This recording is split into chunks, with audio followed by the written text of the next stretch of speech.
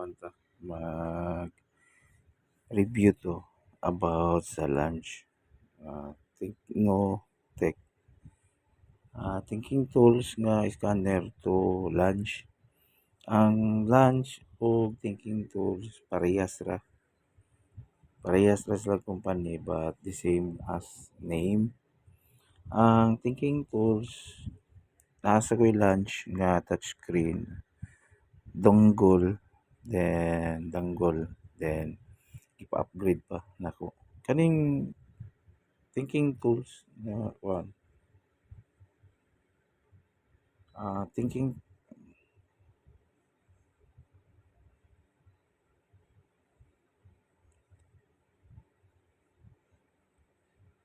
kining ThinkScan kuan siya kanang accurate ni siya for any car. Then ang nakanindot ani ay gyud mo kumpiyansa palit ani aning scanner aning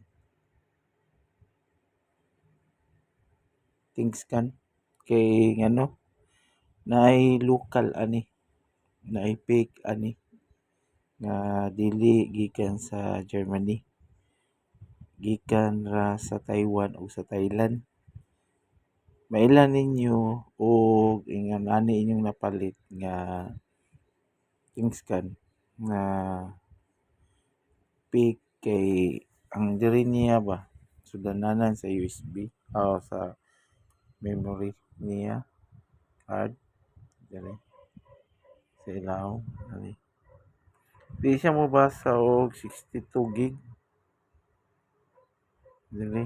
Then ang ignore sakit niya diri wala siya kuan kay ang sakit ani niya diri og ang kani usa ra naa dito sa iyang box. Ang uban diri ra ang sakit para sa update niya. Dayon may baw-an sa gid nimo og lokal ang ingon ani niya ang ThinkScan kay dili siya mo normally og upgrade, di siya mo upgrade nga iya kani siya mo upgrade gid ni og ang imong gisaksakan di siya mobasa after magkuha ka sa iyang memory ani sa drive para imong i-delete. May baw-an nimo ngadto kay mo update ang iyang program ani niya. Dayon ang sakit sad sa lokal diri sa UBD niya man ilang gini sa ang kini sakit ani niya 5 ang kabiya diri. Ang lokal naabot ang diri ang 5 mahimong 7 nay 7 nga buslot ani. Pero mao ra gyapon og sakit UBD. Then ang lokal walay mga sign of letter diri. Kay namo gani siya kuan diagram dito sa iyang kuan katalog. Kani siyang kuan sag-o na gini nako inon kaluoy Ginoo. Kaning number by number ani. Kaning 8 nag-una sa iya ning system Mac EBS. Kaning 16 diagram control actuator. Kaning kuan kaning 15 ug 14 ug 13 uban ni siya throttle connection sensor. Then kini padung ni siya sa check engine oil cylinder camshaft sensor. Then kani sa ibabaw in connection sa electricity sa panel sa fuse box. Then kani siya gamit sa kaini sa abot og pangayo ECU ani gamit kini lang daot ni yeah. Sige ni pag-it din siya gamit kini sa ECU sa mga sensor buguwa diri ang connection ug naamoy katalog ani diagram ibaw ang ginimo og loose connection ug no power ang imuhang mga sensor gamit kini siya Then kini siya mga OBD fork panel, dili mo kapalit og things kan nga ingon ani nga walay separate siya kani mga OBD. Kani ra imong mapalit. Kung mopalit mo og ingon ani gyud nga orig, apil ni siya mga boss. Kani pricey jud pero gamit mo og kini. Kini siya nga OBD kay sa Ford Raptor na gikan sa year model 2007 to up to 2000 kanang 2018 o 19 OBD sa Raptor, Ford Raptor o Ford Link or Everest ani na ani siya sa iyang Ford padung sa ECU. And kani siya kay sa Nissan ni Mitsubishi. Mitsubishi ug Toyota mao ra Ford niya. Kani kabit sa kini guys kay kana Mitsubishi o Hilux mao ni ang iyang port drive sa extension panel. And kani siya guys mao ni siya sa Honda gikan sa 2009 to 2000 o basta na kay makit-an nga OBD port nga duol sa ECU nga naisaksakan ng ingon ni blue og color mao ni siya ang iyang OBD scanner, extension OBD scanner.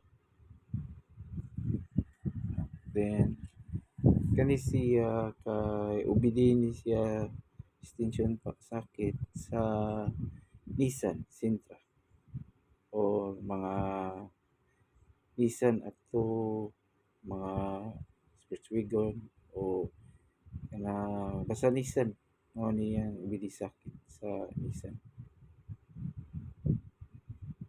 Then mao mo palit ani guys kay kani siya good guys. Ingon ani mo gud siya guys. Ang gamit ani siyang testera magpaandar ka sa sakyanan nimo o ang imong OBD di pa sa ka mag-scan para 100% nga makuha gid nimo ang troubleshooting o magproblema bagyod gikan sa fuse box, gikan sa iyang mga kuan, mga system niya sa sensor o through ECU isaksak ni nimo dito sa iyang panel dito. Then kani siya guys, nani siya by number diri sa iyang port diri. Kung makuha ni nimo ang katalog ani, then diagram ani, kung technician ka gyud, masud man na nimo si mong unsay value sa about kuryente, electricity.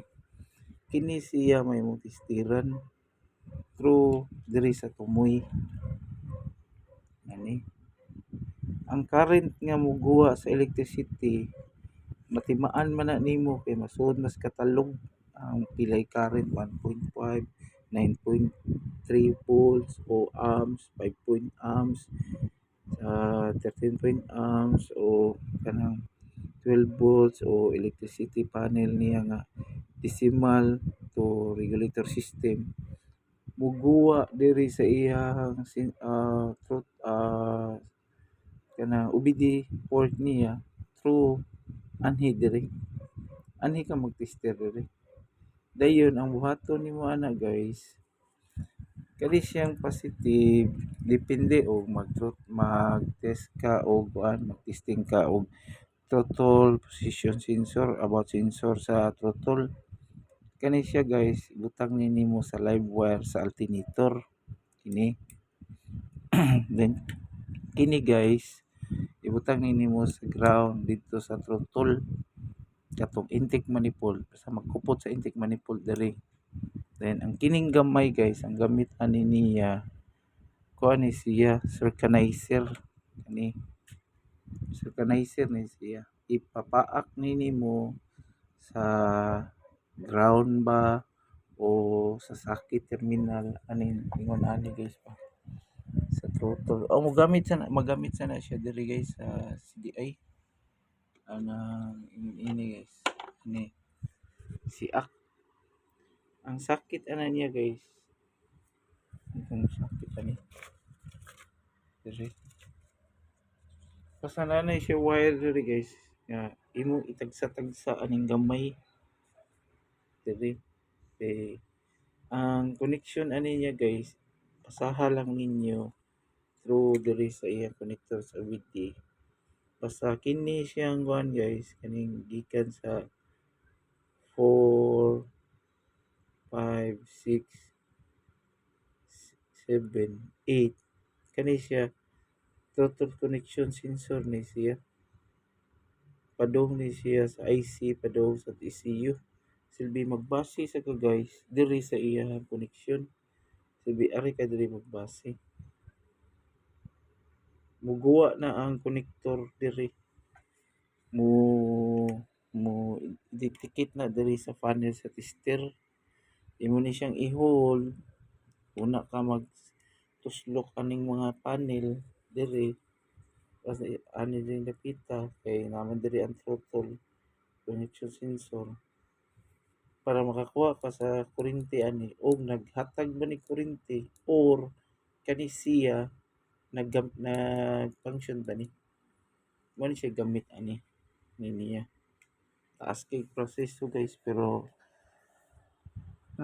okay naman sa kuha ni guys bisag kato ako ang lunch nga duha para mangitos mga latest good nga high end good pwede raman sa ni siya high end pero mas maayo gini nga kini ra sa gini mong dadon guys kay operate mo kini siya ang duha.